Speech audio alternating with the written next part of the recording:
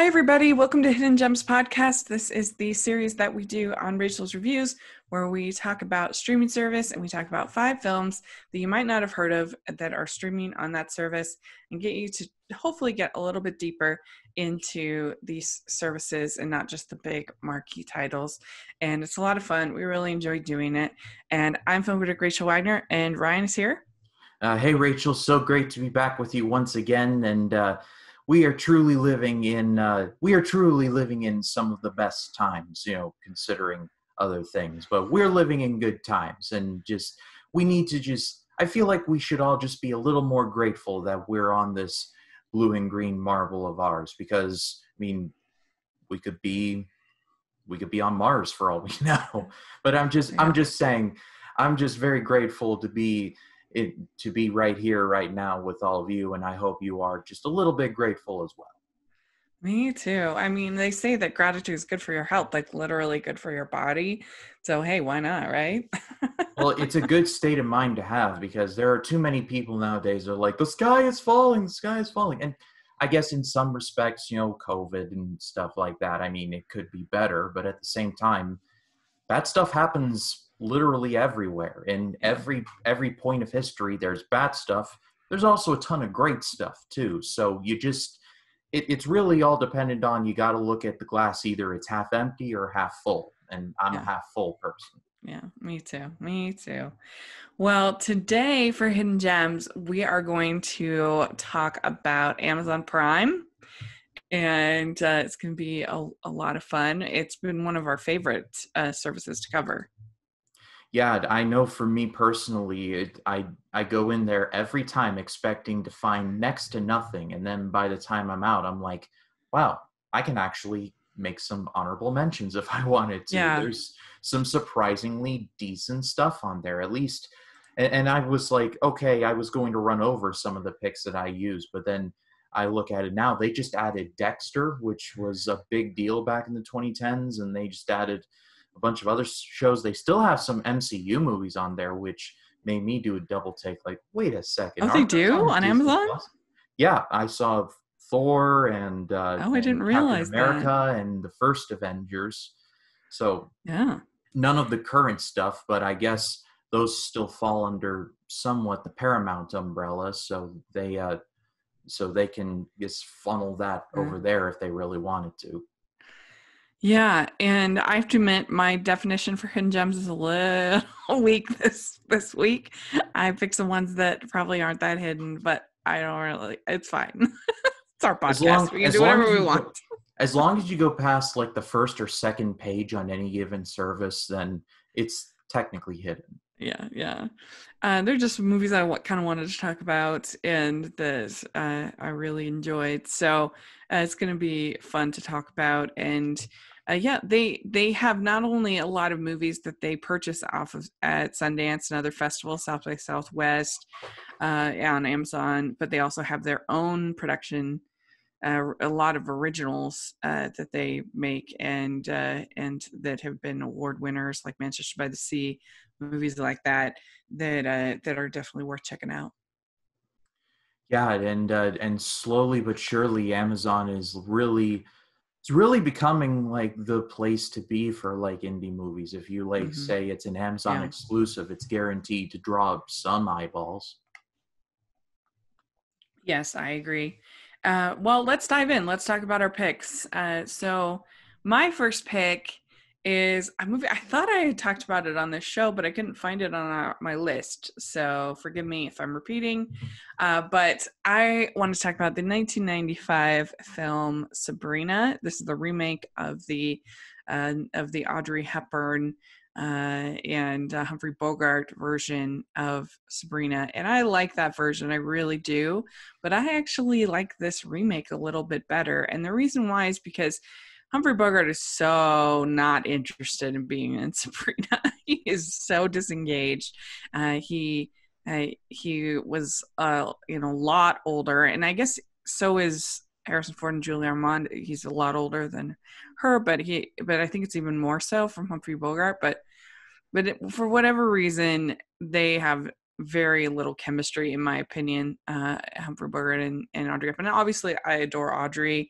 The movie's not like a total loss, but she was also dating William Holden at the time, and so there was probably more chemistry between. There definitely was more chemistry between her and the other guy who she doesn't end up with at the end of the movie. And so anyway, there's a lot of reasons why I prefer this remake over the original film.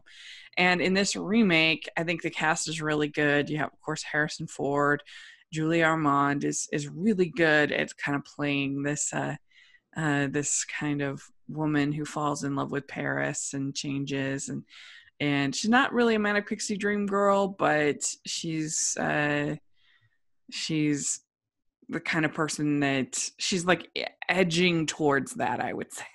She's on that path. She's on the But edge of yeah, glory. that's right. But Greg Kinnear is really great as Linus's brother.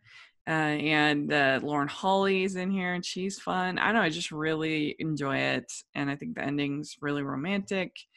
And so yeah, I think this is one of the more underrated films of Harrison Ford's career, in my opinion. Have you ever Yeah, seen this one?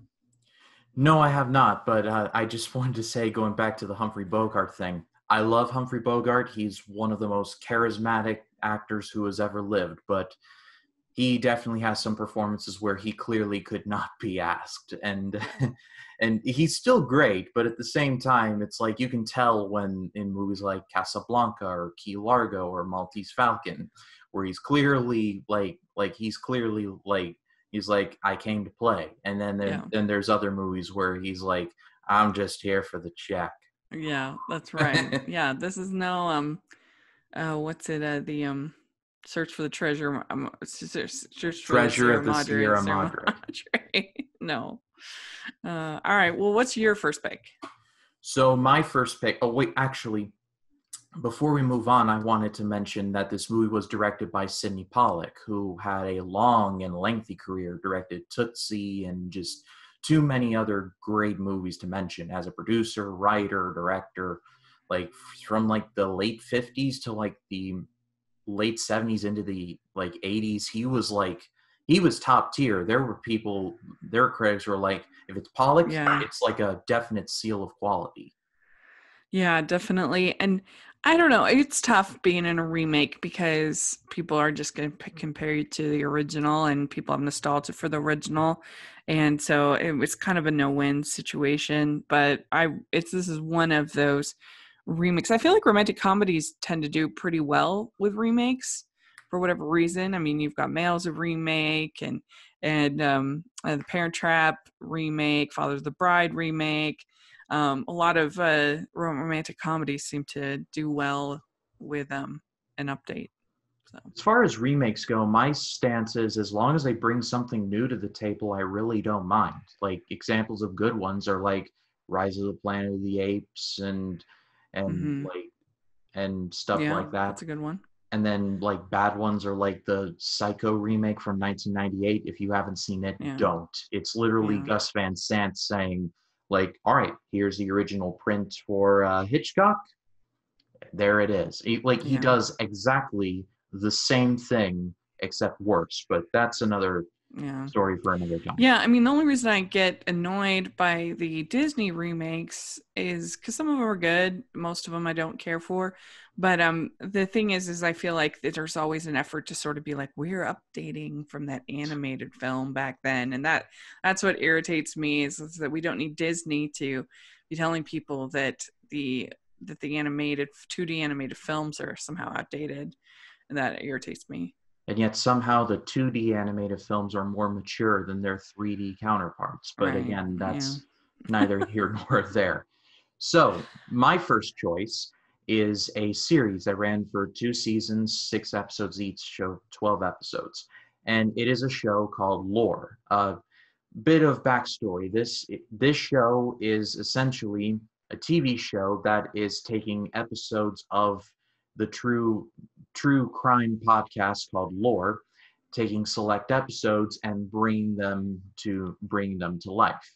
The podcast lore was created by Aaron Mankey, and the podcast is excellent. Hmm. He's not paying me anything to say this. I'm saying genuinely, the podcast is really good. It's essentially if you take like the Twilight episode, but instead of works of fiction, it's stuff that actually happened, like late 1880s, early 1900s American history is where like a lot of these stories take place.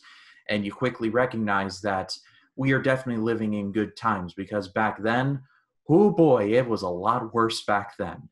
And especially in the show here, it essentially examines how crude and how just kind of how darker and just cruder everything felt back then, and just how lack of knowledge just provided to just some truly dark things that happened in our history.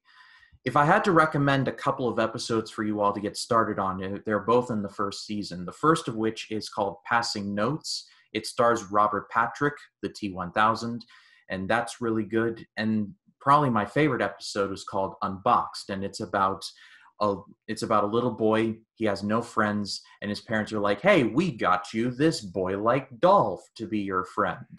And I'm sure you can put together the rest from there.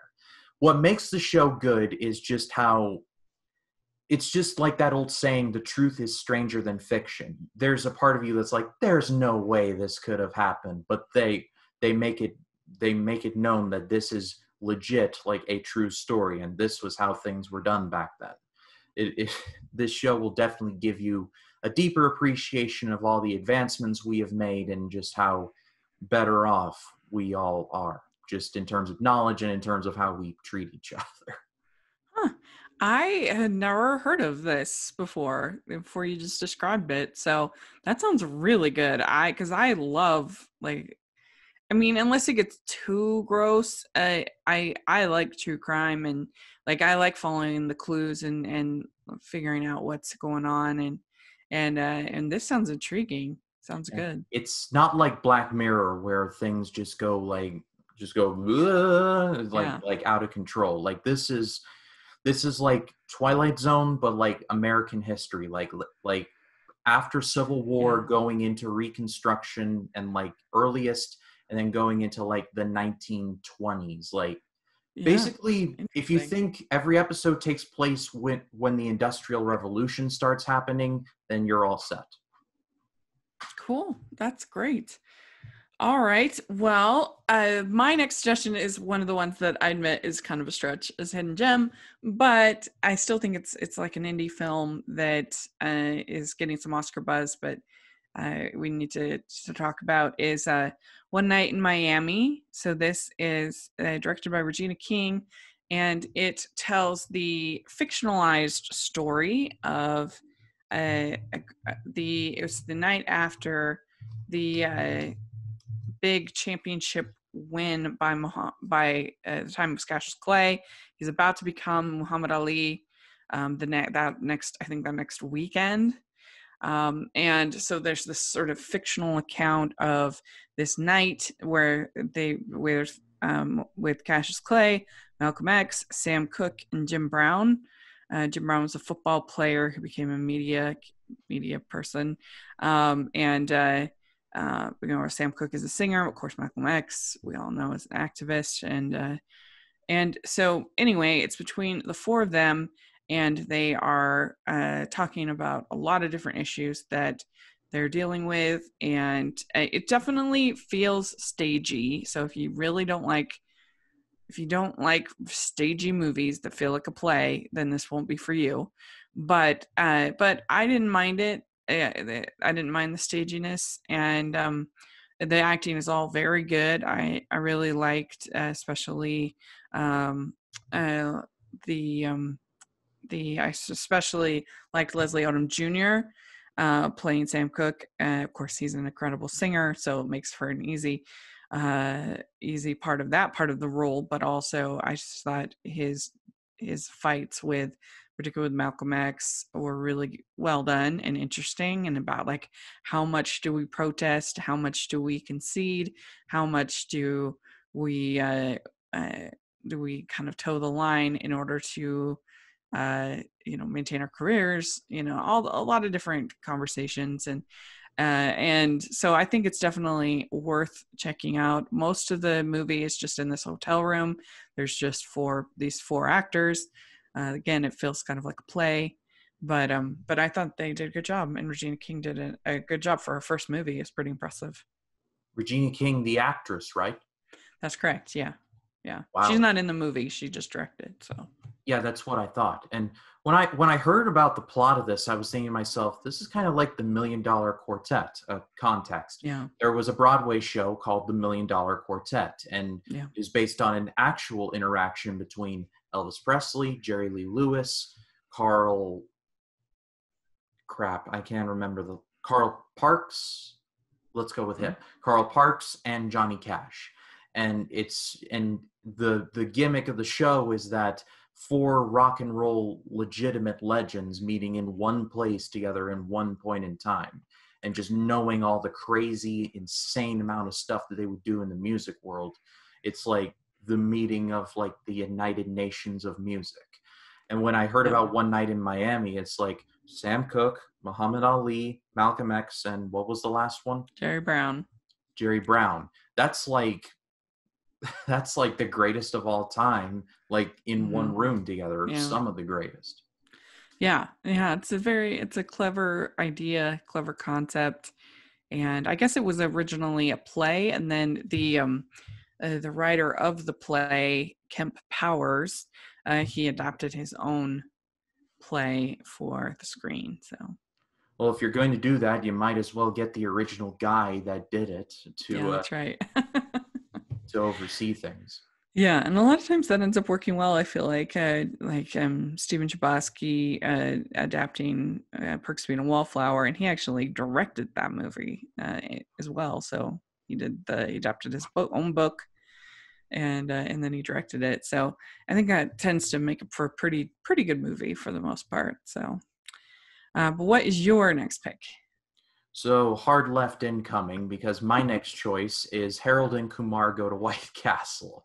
He's like, talk about a difference. Like, Yeah, a movie about four influential like African Americans in their respective field that's still being felt to this day, to stoner comedy about two guys that just want White Castle.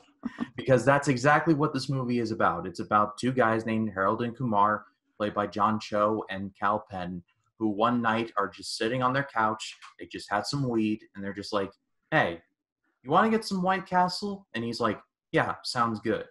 And the surprisingly epic quest of them getting to the sole White Castle within driving distance, I cannot spoil, because it's just really funny. It would be so easy for people to just write off this movie as like it's just two guys looking for burgers. Trust me, there's more to it than that. There's actually some pretty good stuff in here. Like, for example, the Cal Penn character is an Indian American, and he's being pressured by his family to become a doctor because all of his family are doctors. And it's just one of those things where it's like, for one night, Harold and Kumar control their destinies, and all they want to do is just get get to the White Castle. And when they eventually do, it's like the greatest thing that ever happened in a movie. And their White Castle order has been just videoed about and parodied to death. 30 sliders, 5 large fries, and 4 large Cokes, cherry Cokes for Kumar. And you don't actually see them eating anything, but just the visual storytelling of seeing them eat the stuff after all of this has just happened. I've seen worse filmmaking from like movies that are supposedly better, and this is actually some surprisingly good filmmaking from a movie called Harold and Kumar Go to White Castle. Don't let the title fool you. This movie is a lot smarter than the average bear. That's all I'll say. yeah. I actually haven't seen it. Of course, I've heard of it because I was a big How I Met Your Mother fan. So I knew about Neil Patrick Harris in there. He So is a one, riot in yeah, that movie. I'll say no more. You will remember him when it's all said and done. very good. Well, my next pick is also a stoner. I guess you'd count it as a stoner comedy, kind of. Excuse Excuse me. um, I wanted to talk about Richard Linklater's Dazed and Confused. And this is arguably maybe Richard Linklater's best movie. I don't know. I mean, I do love Boyhood and I love the Before movies. And he's one of my favorites. I really like Richard Linklater, but Dazed and Confused is really excellent. It's a movie about all of these high school students at the end of their kind of their last weekend before graduation, and what are they going to do? What are they going to do with their lives? And you recently reviewed American Graffiti over on your channel, and I personally think that Dazed and Confused is a better version of American Graffiti. It's a different era, but I don't know. I just think it does everything that American Graffiti does, including have an amazing soundtrack. But I think it's better. I think it's more entertaining. You've got Matthew McConaughey in here. You have Ben Affleck in here. He plays a bully though. He's really mean. I don't know. I love it. I think it's funny, and I think it just, like I said, does everything that American Graffiti does. But I think it's better. Yeah, I actually bought this at a garage sale about several months ago for like $1 or something. It was supremely cheap. Nice. So I definitely have no excuse not to see it, but I've heard nothing but amazing things about it. I'm a big fan of Matthew McConaughey, both as a person and as an actor. Ben Affleck, seeing him like where he is now and like where he is just from photos, it's like, wow, this dude's come a long way. He has been an actor for a very long time. And Richard Linklater is one of those directors that it's like people know the movies that he's directed, but they don't know, like say, oh, Dazed and Confused, I've seen that before. Who directed it? Richard Linklater. Oh, Yeah. he did. Like it's not like David Fincher where you think of who directed Seven and people are like David Fincher. It's like they can remember it. Like with Richard Linklater, he's one of those guys where you know his movies, you don't necessarily know him. It's Right. weird. Yeah, unless you're kind of in the bubble, film fan bubble, then he's a pretty big name. But I mean, a lot of people know about Boyhood because of the Oscars and everything like that. Um, but I think Dazed and Confused is one that a lot of people haven't seen, and it's really excellent. Very good. Makes you think about your own life and those moments of decision. Makes you think about being a teenager, and what happened in your life. And I don't know. I think it's great. So I'd love to go back there, minus the acne, but yeah, and really, you should check out the Dazed and Confused soundtrack. It's one of the best soundtracks ever. It's so good. So, what about you? What's your next pick? So my next choice is from 2007, and this is a movie that nobody really talks about, nobody really liked, but for some reason, it's one of those movies that I watched too much when I was growing up. It's a movie called Next. This stars Nicolas Cage, Julianne Moore, and Jessica Biel. It tells the story of a magician, and he works in Las Vegas, and he has the unique ability to see about 2 minutes into his own future. It's never really explained how he can do this, but all he knows is that he can only see about 2 minutes into his future. However, when he meets a young woman played by Jessica Biel, he realizes he can see their entire life together pretty much. While this is going on, he is being pursued by the FBI because of his unique gift, which is and she's played by Julianne Moore, because around this time there's a report of a nuclear bomb that's about to be dropped in Los Angeles, and they need his help to find it. But he doesn't want to help because when he uses the memory thing, it kind of triggers some past trauma. I can understand why this movie was definitely shunted to the side, but I think it definitely got forgotten, and I don't know, maybe it's because this movie came out the same year as Ghost Rider and nobody liked that movie, though I kind of do, but it's just a solid action movie. It's got some really tension-filled scenes where especially where Nick Cage finds out that the FBI has been on him and he runs down this hill. And also there's a log truck that follows down with him, and you learn about how these snipers are trying to take him out, and while this is going on, the FBI is chasing him. I'm definitely butchering it, but at the end of the day, it's all really well composed. There's a definite lack of CGI in this movie, and it's definitely appreciated, especially in 2007, where it was just about to ramp up and become just a true pandemic, for lack of a better word. Does This Nicolas Cage do his like Nicolas Cageisms? Like, is there he kind is of crazy? one there's one instance where he kind of fast talks a lot, but for the rest of like the 99%, he does play it totally straight. And I think this may be an unpopular opinion, but I think Nicolas Cage is a really good actor when he wants to be. I mean, he Sure. won an Oscar, for crying out loud, for Leaving Las Vegas. Yeah. The dude can act and is really good at his job, but well, he has a tendency to pick a lot of crap, but we'll save that for Yeah. best and worst. Cool. I actually haven't heard of this one, so that's new, and you definitely sold me. So that sounds really interesting. And that sounds fun. Well, my next pick is CGI heavy, I'll say, as opposed to next. And it's, again, pretty borderline hidden gem because a lot of people saw it, but not enough people saw it, is the last year's Sonic the Hedgehog movie, the best video game movie ever made, as unless you're talking including things like Wreck-It Ralph or whatever. But if you're just talking about adaptations straight of video games, this is definitely my favorite.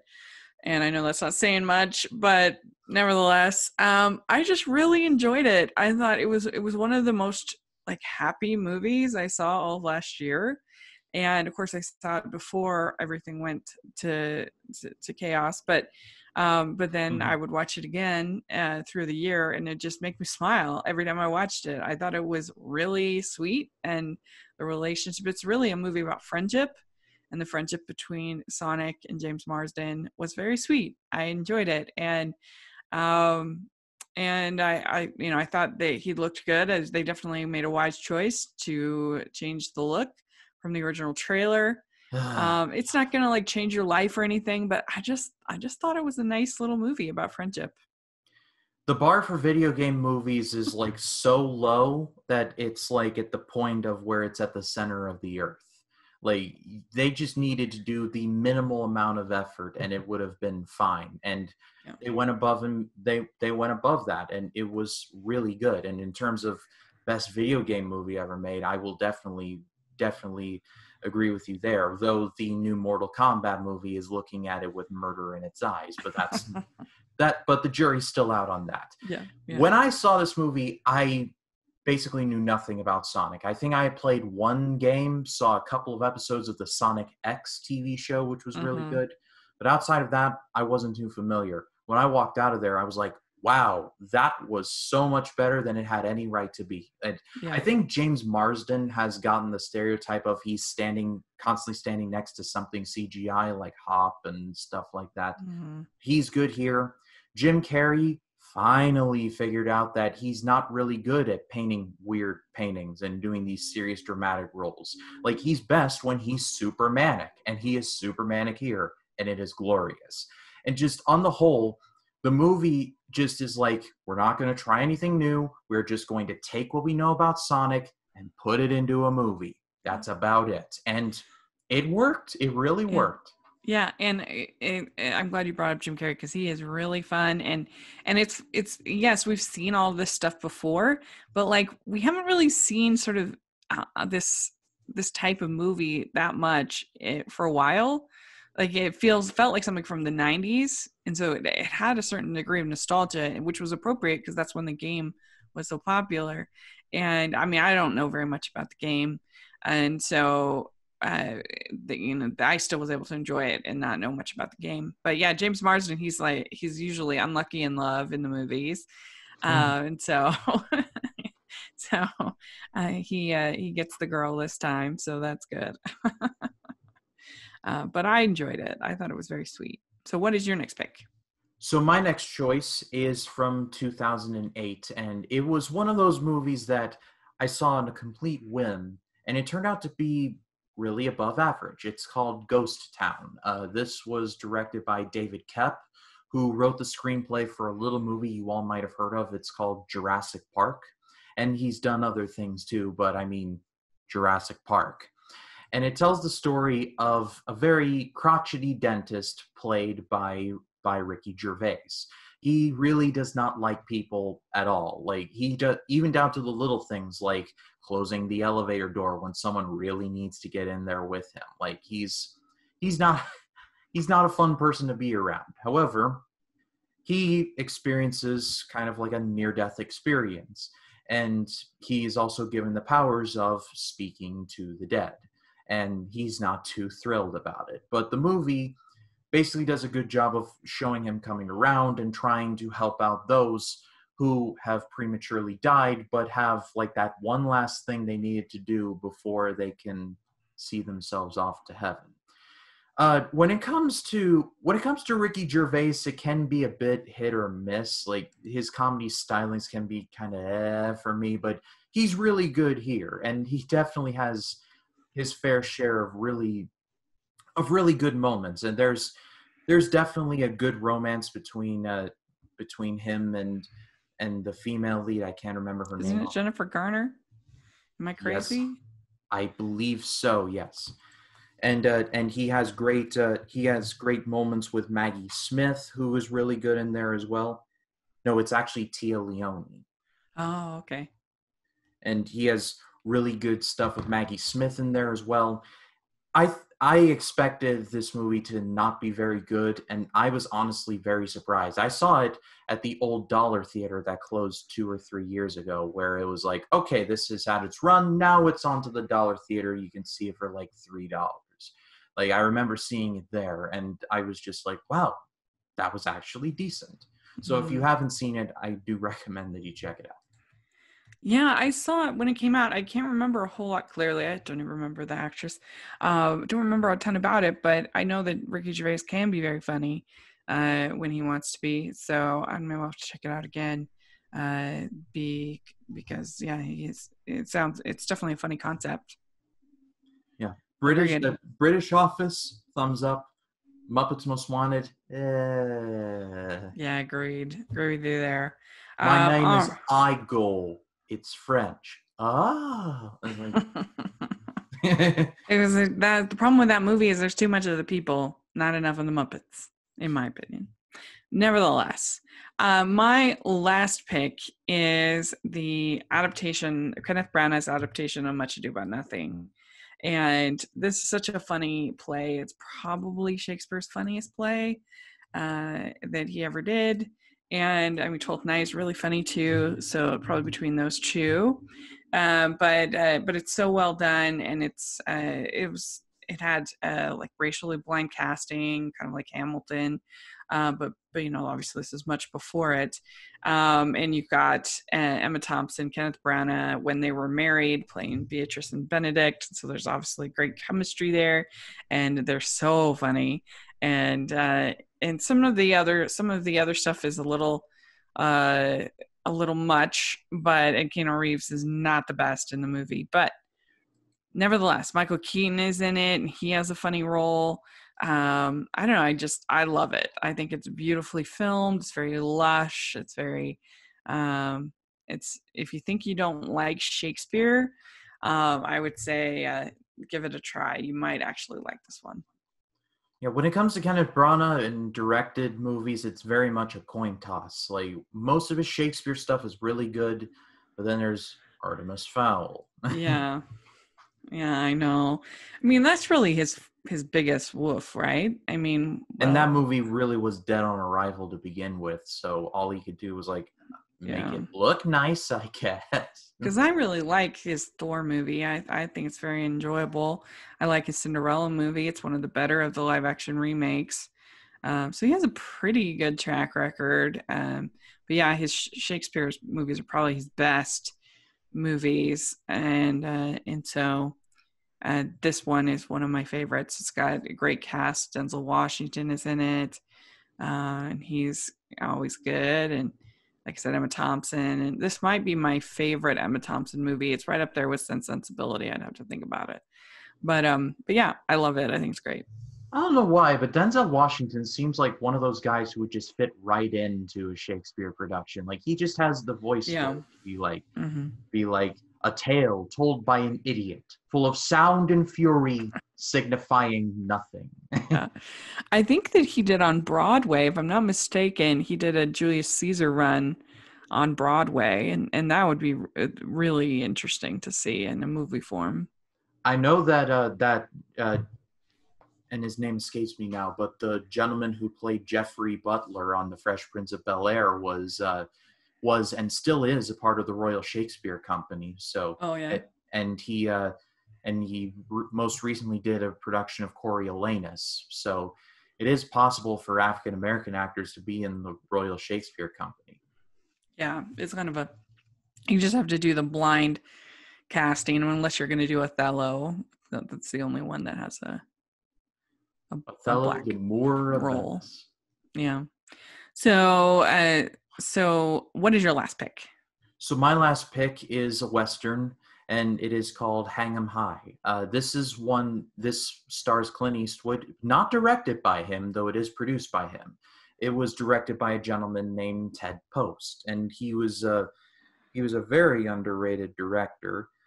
He directed Magnum Force, which was the sequel to Dirty Harry, which was really good, and he also directed Beneath the Planet of the Apes, which I believe, if my memory serves me right, is the direct sequel to the first Planet of the Apes. And I think my chronology might be messed up, but it was one of the sequels. But Hang 'em High tells the story of a retired lawman played by Clint Eastwood, who is framed for a crime that he did not commit, cattle rustling. And so these nine guys find him and said, "Hey, you did this." And he's like, "No, I didn't." And they're like, "All right, let's hang him." And so they hang him in the middle of nowhere. They think he's dead, but he's not. And the movie, if I can best describe it, it's like a Western version of John Wick, except no dog. And this movie it's Clint Eastwood doing Clint Eastwood things. If you're on board with that, then you're going to love it. I have been on board with it, and I have a lot of love for this movie. I don't think it's as good as, like, say, the Dollars trilogy or something like that, or any of his other ones. It's definitely not top tier, but it's like the rung below top tier. I think this is a very underrated Western. I think Clint Eastwood, on the whole, had especially during that time, had a great sense of just scale and making the heroes really heroic and the villains really villainous. Like, you have no question who you're supposed to root for, and whether that was a rub off due to his time in the Dollars trilogy or not, I think Clint Eastwood is one of those directors that we'll never see his like of again. And so, if you all haven't seen Hang 'em High, I can't recommend it enough. Yeah, I have not seen any of these Clint Eastwood westerns. Zero. I haven't even seen Unforgiven. It is a huge blind spot on my movie going list. I And just recently watched Unforgiven for the first time for the AFI project, and oh it was fantastic. yeah, So, like I said, Clint Eastwood, and I know the Academy really doesn't like him because of his politics, but honestly, he's one of those directors that, like I said, we're never going to see his like again. He had like a renegade attitude to him that he's like, "I'm going to make yeah. movies my way, and there's nothing that you can do to stop me about it." And he's still making movies that are like hit and miss. You know, like Oh, his Jersey sure, sure. Boys was not good. That was a big disappointment, especially for fans of the musical. But then he did 15, shoot, 17 to Paris. yeah, that wasn't good. That And he wasn't did good. the one about the I can think of the name all of a sudden. The one about the Olympic bomber Oh, guy. Richard Jewell. Yeah, that was good. That movie was excellent. That movie made me mad. I was like, what has our justice system come to like frame this guy who was nowhere near the bombing, saved a bunch of lives, and they pin him for it? It's like, what were these people thinking? It Yeah, was it's just one of those yeah, things where it just made me mad. But that's another story for yeah. another time. Definitely hit or miss, but Clint Eastwood is one of the all timers, and will And never I see love it like Gran Torino. That's one of my favorites. really. would I do. never would never pick that as one of your Because picks. I like movies about grumpy old men, and He because is the my grumpiest old man. yeah, Like my grandfather was a grumpy old man, and he never had any redemption like Clint Eastwood's character. But get off my lawn. Anyway, but but yeah, I have to admit, when I saw Hang 'em High on your list, I thought it was about high school, like Hang 'em High. Well, how did And you then I looked it up, and how did you how did you make that connection? well, hi. It's like I thought it was some kind of like slang or whatever. We go to Hang 'em High. Oh, like it was a stoner movie or something. Yeah, or something like Hang 'em that. high, bro. We go to Hang 'em High. Anyway, that was funny that I looked up like, oh, okay.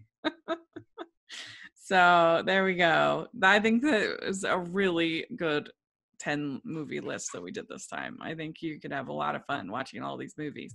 So let us know if you've seen any of these movies, what you think of them. And Ryan, where can people find you? They can find me on Facebook, Twitter, Instagram, and Letterboxd at RyanCam20. Then there's, of course, my YouTube channel, which is just called Ryan Cam. Uh, on Sunday, we're recording this on a Monday. So on Sunday, I released my video for Kiki's Delivery Service. I watched that for the first time. Spoiler alert, it might be my favorite Ghibli movie that I've seen. So good. It was fantastic. This come tomorrow, which is a Tuesday, I'll be releasing my AFI project video for Cabaret. On Wednesday, I'll be releasing a video for the very underrated 2011 action film Hana. I've been looking for a half-decent excuse to talk about that movie, and I think now is as good a time as any. On Thursday, I'll be pull up the list, doing my video for Network, the classic from Sydney, not Sydney Poitier, it's Sydney from Sydney Pollock, and that movie's gotten more relevant by the day. And then this coming Sunday, I'm going to be talking about Better Call Saul, in my opinion, the best TV show going today. So if you haven't checked me out, I do highly recommend it. I put a lot of time into the channel. I'm very proud of the growth that has happened over the past few months. So if you haven't checked me out, please do. Yeah, y'all should definitely check it out. And you can find me at Rachel's Reviews, all over social media, iTunes, YouTube, and on Rotten Tomatoes. So please check that out. And also make sure you're following the Hallmarkies podcast. We've got lots of fun interviews and other stuff going on over there. And so I think you'll really enjoy that channel as well. So thanks so much. And we'll see y'all next week.